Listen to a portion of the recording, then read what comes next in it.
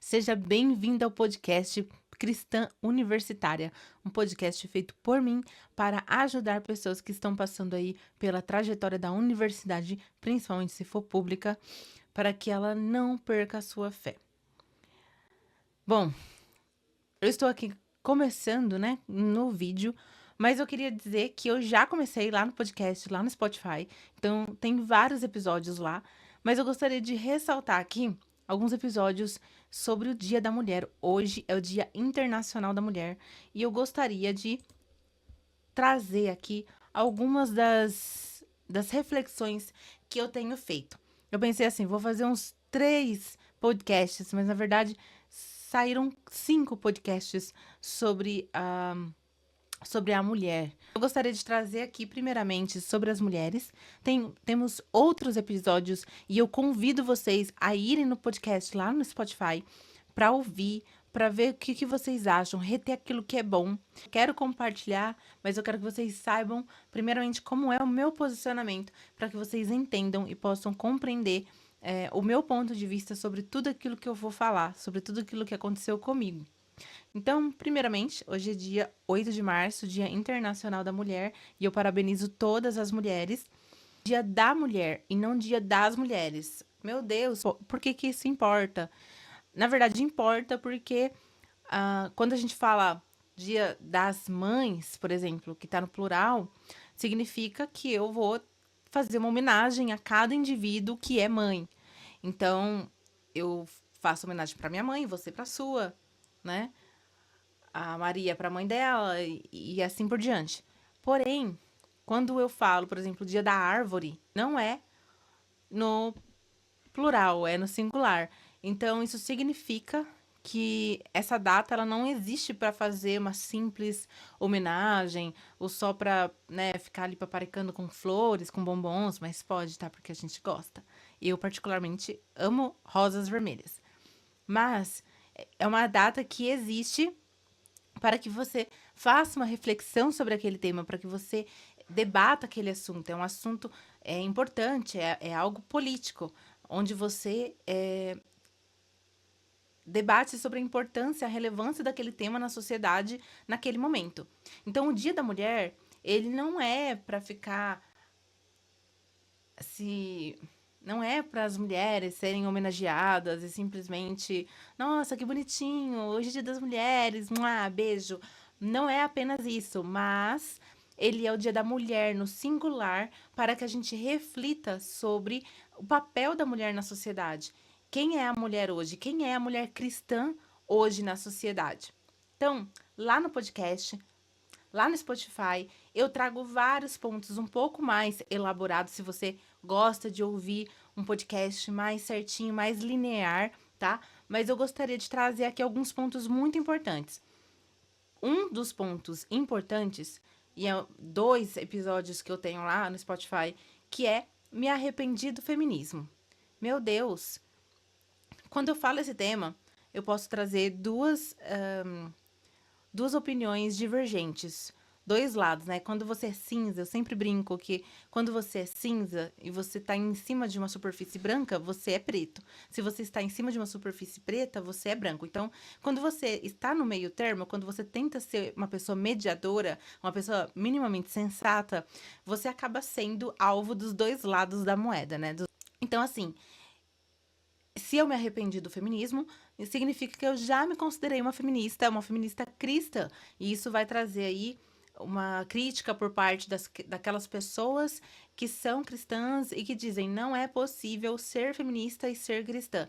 Então, na parte 1, eu falo exatamente sobre isso. Poxa, ok. Se você diz que a gente não pode ser feminista, então significa que eu não posso pensar sobre o papel da mulher na sociedade hoje? Será que eu tenho que aceitar estruturas machistas na sociedade? Será que sem o progressismo, sempre houve progressistas na sociedade, tá, gente? Então, sem o progressismo em relação a alguns olhares que nós temos na sociedade, será que a sociedade teria avançado? Será que a mulher hoje poderia sair sozinha? Será que a mulher dirigiria, né, um carro? Então, em algum momento houve pessoas que foram disruptivas naquela época que elas viveram.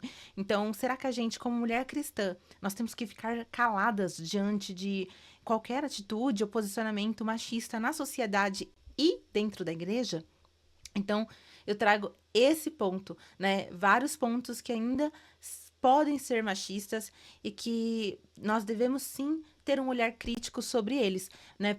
A gente acaba indo para a faculdade, tendo muito contato com isso, e aí a gente retorna para a igreja e a gente começa muitas vezes não ver uma instituição que está sendo relevante nas causas que a sociedade está clamando. Então, esse é o meu ponto.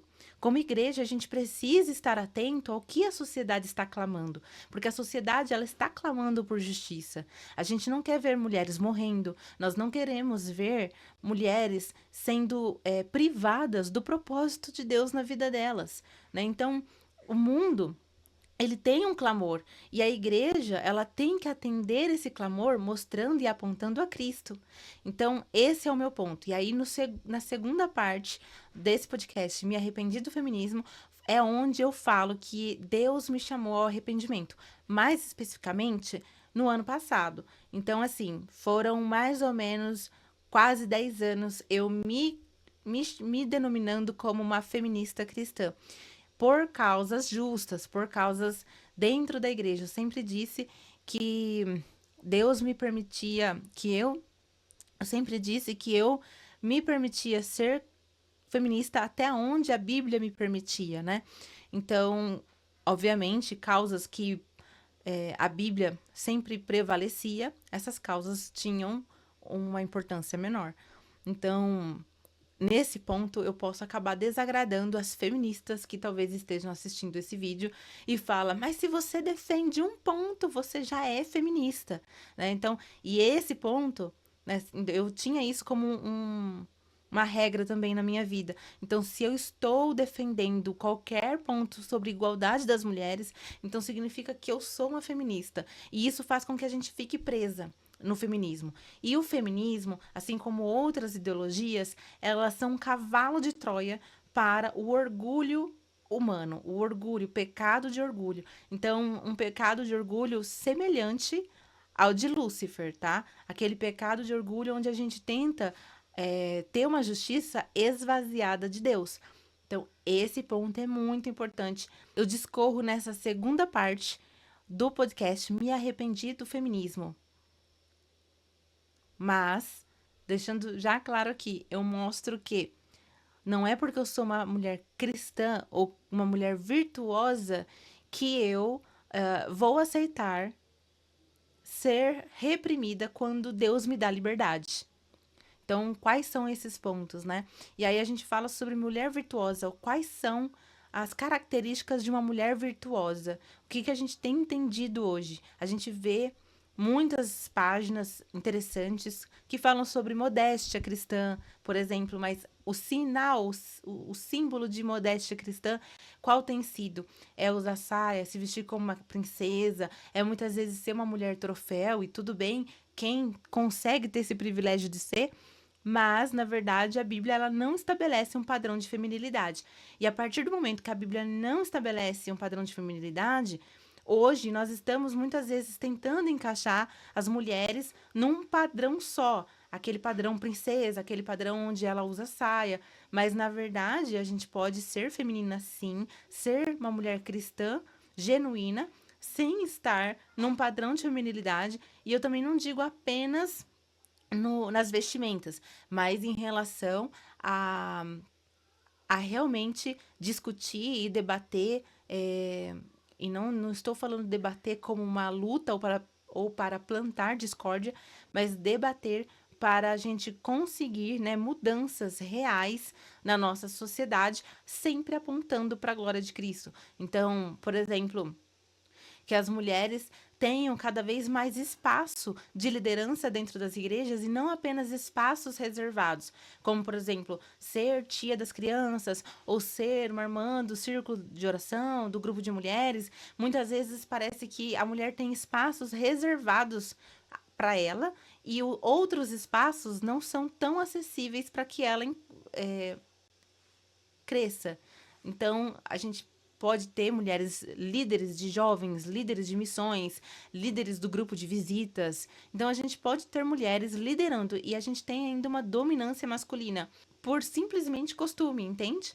Então, a mulher, ela pode sim liderar. A gente vê a mulher virtuosa, uma mulher descrita em Provérbios 31, que é uma mulher cheia de força, uma mulher que cuida do marido, dos filhos, é uma mulher que trabalha dentro do lar, mas ela também negocia uma propriedade, ela consegue vender os seus produtos, ela é uma mulher que também trabalha fora de casa, ela administra, ela faz gestão. Então isso é muito interessante porque Deus, ele nos fez livres para sermos aquilo que ele quer que nós sejamos, mas nós podemos exercer o propósito de Deus no nosso trabalho, ou então dentro de casa com nossos filhos, na vida comum, ou então tendo uma profissão, trabalhando fora. Então, Deus nos deu liberdade para que a gente possa, né, sermos criativas, que nós possamos trabalhar dentro de casa, fora de casa. Nós temos essa maior flexibilidade na carreira e que isso é uma dádiva de Deus, enquanto o homem tem, digamos assim, uma função de ser o provedor, né? Então, a mulher, ela pode sim ajudar o homem a ser essa pessoa, a prover dentro de casa, mas o homem ainda é o principal responsável. E em algum episódio, eu falo sobre que eu não estou invertendo papéis, né? A importância de não inverter papéis. Por quê? Porque o casamento, né? Ele se sustenta na admiração do outro. Então, nós admiramos, né, o homem por ele exercer atividades masculinas, atividades trocar um chuveiro, ou então executar qualquer tipo de reparo em casa. Nós gostamos disso. E do mesmo jeito, o homem também aprecia uma mulher que faz ali um almoço gostoso, que cuida de criança, que gosta de criança. Então, assim, eu não defendo a inversão de papéis, mas eu gosto de ter uma visão que eu considero bastante moderada, bastante sensata, bastante cirúrgica, né? Para que a gente possa entender que nós podemos ocupar espaços, que nós, como mulher cristã, devemos, né, investir nosso tempo, nossos esforços para que nós possamos ocupar esses lugares que Deus não está contra nós ocuparmos esses lugares. E eu trago também num dos episódios ah, sobre o Dia da Mulher, sobre a diferença entre a rainha Vasti e a rainha Esther, né? A rainha Vasti, ela não quis ser objetificada, ela não quis ser um objeto de exposição do rei Assuero, e ela agiu de forma extremamente empoderada, né? Tendo uma opinião própria, mas esvaziada de Deus. E o resultado é que ela é deposta. Enquanto a rainha Esther, ela também ameaça o status quo, entrando na corte sem ser convidada, e ela causa uma revolução, né? Então ela consegue livrar o povo judeu ali de um massacre, e porque ela foi revolucionária com Deus. Então, quando nós vemos o feminismo em si, ele é um feminismo, ele é um movimento com causas justas, mas que ele pode ter consequências por trás, né, que são prejudiciais à nossa vida cristã. Mas quando nós lutamos por causas justas, como mulheres cristãs, como mulheres virtuosas, aí sim nós obtemos sucesso. Nós temos, por exemplo, o caso das filhas de Zelofeade, né, onde elas eram apenas filhas. Zelofeade não teve um filho homem e ele morreu. E aí as filhas de Zelofeade, elas vão até Moisés. Essa é uma história extremamente interessante, pouco conhecida, onde elas vão até Moisés e elas falam ali, olha, nós não temos, né, irmão, nós não temos a herança do nosso pai, nós queremos ter herança. E Moisés consulta o Senhor. E o Senhor diz que, né, que elas têm realmente razão em receber essa herança. Então é muito interessante como que as causas justas feitas em Deus, elas são prósperas, elas funcionam. Agora, quando nós fazemos qualquer movimento esvaziado de Deus, nós acabamos lutando pelo ego humano. E isso nos traz um distanciamento de Deus. Além disso, também temos dados sobre violência contra a mulher. o assunto violência contra a mulher é um dos assuntos que a gente mais consegue falar dentro da igreja, porque todos concordam dentro da igreja prejudicar uma fisicamente uma mulher é extremamente errado e pecado diante de Deus. Porém, um levantamento do Tribunal de Justiça do Amazonas em 2024 mostrou que 73,6% das mulheres em situação de violência doméstica eram de lares cristãos. E aí, por que temos esse distanciamento entre fé e prática? Então, nesse podcast, eu trago também algumas possíveis respostas de por que nós temos esses números. E uma delas é porque o Brasil é extremamente cristão. Nós temos aí cristãos abrangendo não apenas os evangélicos, mas também os católicos. Então, desse número que eu disse, 31,1% são católicas, né? E nós também temos pessoas que se dizem cristãs, né, que se dizem convertidas, mas na verdade elas nunca foram convertidas. Então, num país onde nós temos muita gente cristã, os dados de violência provavelmente, né, terão aí uma maior probabilidade de ser dessa religião, desta ou aquela religião cristã. Então, esse é um dos pontos. Porém, eu também não quero passar pano aqui para situações culturais, religiosas, onde perpetua o ciclo da violência, né? Muitas vezes a violência doméstica ela é escondida atrás de um cristão performático, aquele cristão que ora, que prega, que lê a Bíblia, que dá aula na escola dominical, que dá ali, não sei, uma catequese, mas aí é uma pessoa que ela, por ela ser uma pessoa bastante ativa dentro da igreja, ela acaba tendo voz e autoridade suficientes para talvez desacreditar a mulher, né? Ou a mulher simplesmente não ter o devido crédito à denúncia, ou até mesmo essa mulher ter medo de denunciar devido à influência e autoridade pública local que o marido dela possui. Então, eu abordo esses pontos também e eu acho que é bastante interessante. Então, eu gostaria muito que você vá lá no Spotify, ouça todos esses episódios relacionados à mulher. Temos outros episódios também e eu vou continuar aqui divulgando e falando com vocês através do vídeo e desse canal. Então, conheça o podcast Cristã Universitária. Eu agradeço muito se você tem ficado até aqui.